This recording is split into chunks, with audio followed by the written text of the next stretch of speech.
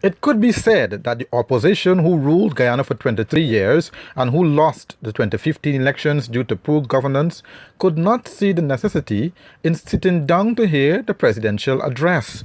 President Granger rebuked them for putting Guyana into a state of economic, social, and political crisis for the abuse of public trust.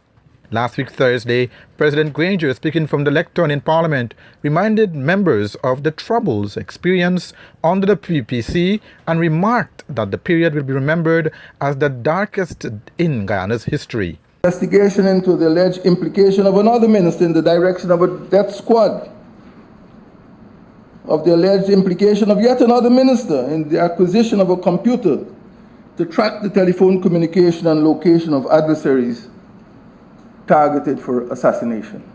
President Granger, who went on to state that it was a time of arbitrary arrest, of disappearance, and of the torture of young men, of the surge in armed robberies, narcotics trafficking, and gun running. During that first deadly decade, there were 1,317 murders and 7,865 armed robberies.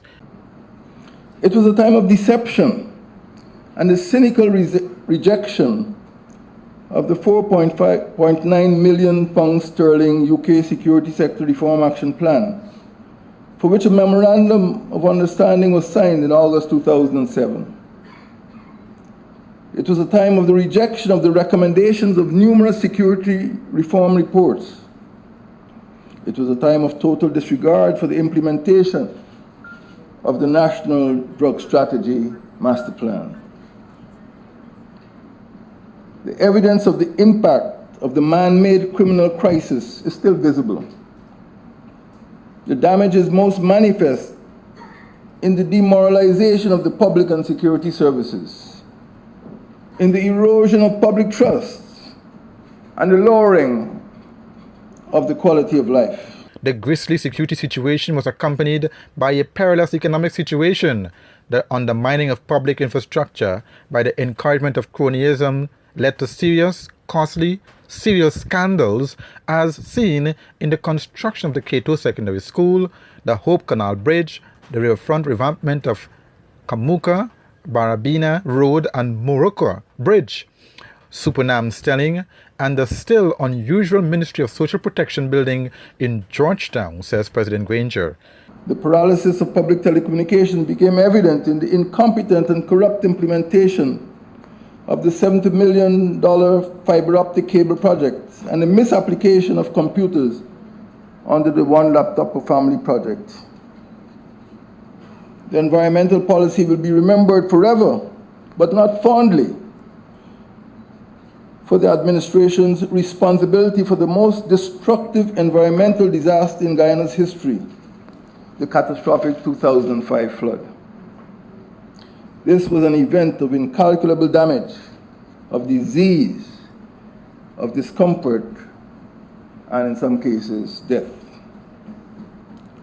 The exaggerated emphasis on narrow elements of the low-carbon development strategy obscured the absence of strategic thought and action. Guyana's rich biodiversity, wildlife, its wetlands, coastal zone, rivers, were not adequately protected against the ravages of lawless logging, mining, and solid waste mismanagement. According to the president, the coalition government entered a depressing financial landscape in May 2015.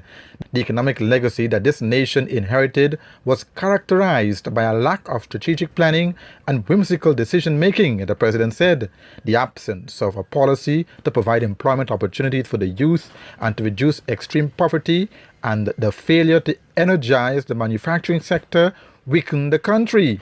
He went on to state that his government has an objective to ensure a good life for all of the citizens of Guyana, and it has chosen a green pathway to achieve that higher quality of life. Andrew Weeks reporting for Safe TV2 Headline News.